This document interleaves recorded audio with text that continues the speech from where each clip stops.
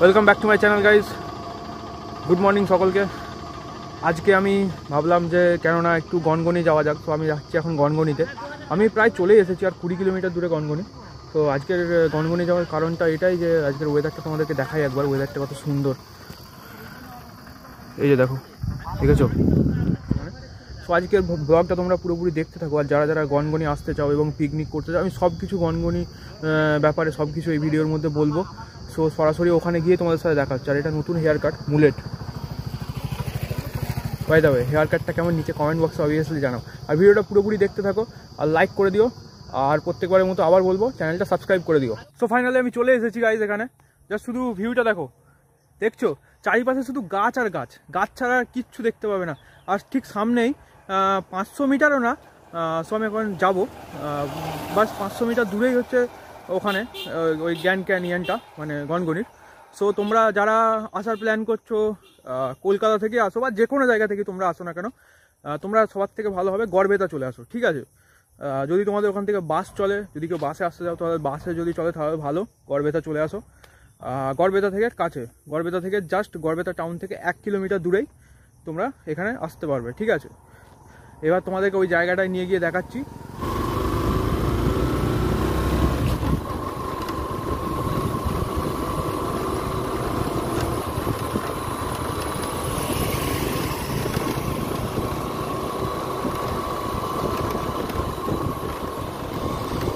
বাসের ব্যাপারটা বললাম, যারা ট্রেনে আসতে চাও তারা তোমার ট্রেনে করে গড়বেতা স্টেশনে চলে আসতে পারো। সেখান থেকে ই রিক্সা তো এখন সব জায়গাতেই অ্যাভেলেবেল হয়ে গেছে। সো ই রিক্সার থ্রু তোমরা ইজিলি চলে আসতে পারবে এখানে। আর এখান থেকে বিষ্ণুপুরও খুব কাছে। যারা যারা তোমার ধরো বিষ্ণুপুরে প্ল্যান করবে, তো তোমরা বিষ্ণুপুরও গিয়ে ঘুরে আসতে পারো। হ্যাঁ, বিষ্ণুপুর হচ্ছে এখান থেকে 30 কিলোমিটার দূরে। তো বিষ্ণুপুরটাও কাছাকাছির মধ্যে এক্সপ্লোর করে যাও যারা মানে দূর থেকে আসছো। তো এটা হচ্ছে জায়গাটা।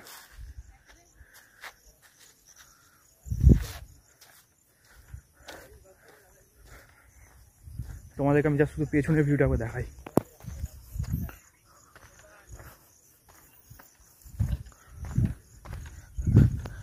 আর থাকাথাকির জন্য যদি চিন্তা করো, কোনো চিন্তা করার দরকার নেই, অনেক রিসর্ট আছে এখানে আশেপাশে। সো ওখানে অবভিয়াসলি তোমরা নাইট স্টে করতে পারো, বাট আমি তো করবো না, অবশ্যই আমি ভিডিও বানানোর জন্য এসেছি, আমি বেরিয়ে যাব। আমি একটু নিচেটাই গিয়ে, ওই সাইডটা আমি একটু গিয়ে দেখবো। সো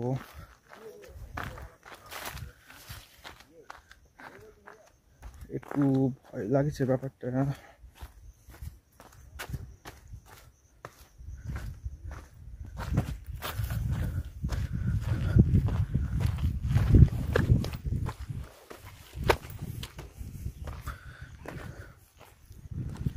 সো ওই জায়গাটা ভাবছি যাবো, বেশি দূর না, ওই জায়গাটায় যাবো।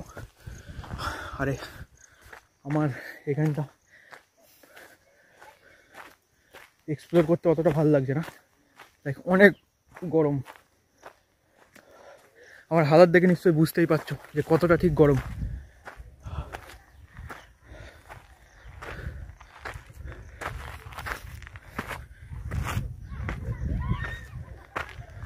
একটা জিনিস দেখলাম, এখানে টুরিস্টের থেকে বেশি স্কুল বাঙ্ক করে স্টুডেন্টরা ঘুরছে।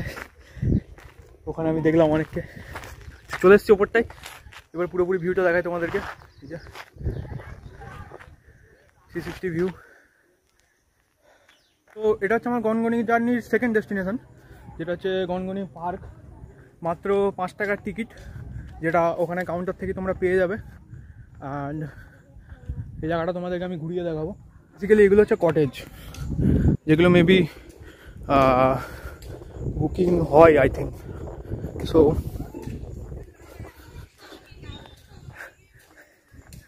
দেখছি আগে কি আছে।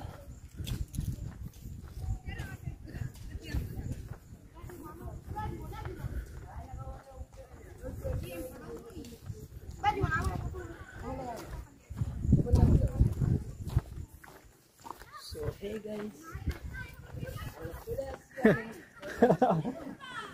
thank you bhai. so দেখা যাক আগেটা কি আছে। আর এরকম যদি তোমরা ভিডিও দেখতে চাও আরও, তো কী করবে, চ্যানেলটা সাবস্ক্রাইব করে দেবে। আমি আসলে আমার ভিডিও যদি 10 মিনিটের হয়, সো অর্ধেক পার্টে এটাই থাকে। আসলে আমার অ্যাকচুয়ালি খুব খারাপ লাগে, কারণ আমি খুব ভিডিও পোস্ট করি, মানে আমি খুব কনসিস্টেন্সি কাজ করছি এখন, সেটা তোমরা নিশ্চয়ই দেখতেই পাচ্ছ লাস্ট কয়েক সপ্তাহে। সো এই কনসিস্টেন্সি আমি কাজ করছি, বাট হাফ লোক সাবস্ক্রাইবই করেনি চ্যানেলটা, তো সেইটা খারাপ লাগে। তো তার জন্য আমি বারবার ধরে হাফ পার্টে এটাই বলে দিয়েছি যে সাবস্ক্রাইব সাবস্ক্রাইব সাবস্ক্রাইব। তো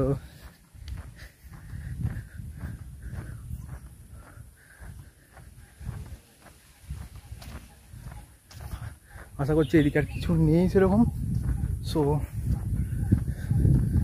সেরকম কিছু কেউ নেই, সবাই এখানে স্কুল বাঙ্ক করে এসে আড্ডা দিচ্ছে, কেউ প্রেম করছে, বেসিক্যালি এগুলোই চলছে। সো ঘুরে দেখানোর মতো সেরকম কিছুই নেই এখানে। সো আমি এখন এই পার্কটাতেই বসে আছি, আর একটা ছাওয়াতে বসে আছি, যে দেখো। সো ছাওয়াতে বসে আছি, আর আশা করছি তোমাদের ভিডিওটা ভালো লেগেছে। তোমাদের থটস হচ্ছে আমাকে কমেন্ট সেকশানে জানাও, আর যদি এরকম নতুন নতুন ভিডিও আরও দেখতে চাও, আমার চ্যানেলটা সাবস্ক্রাইব করে দিও। ইনস্টাগ্রামটা ডেসক্রিপশন বক্সে লিঙ্ক দেওয়া আছে, সেটা থেকে যে ইনস্টাগ্রামে ফলো করে দাও আমাকে। আর খুব শীঘ্রই একটা নতুন সিরিজ চালু করতে চলেছি আমি। আই হোপ যে সব ঠিকঠাক চললে সেই সিরিজটাও চলে আসবে খুব তাড়াতাড়ি। So by.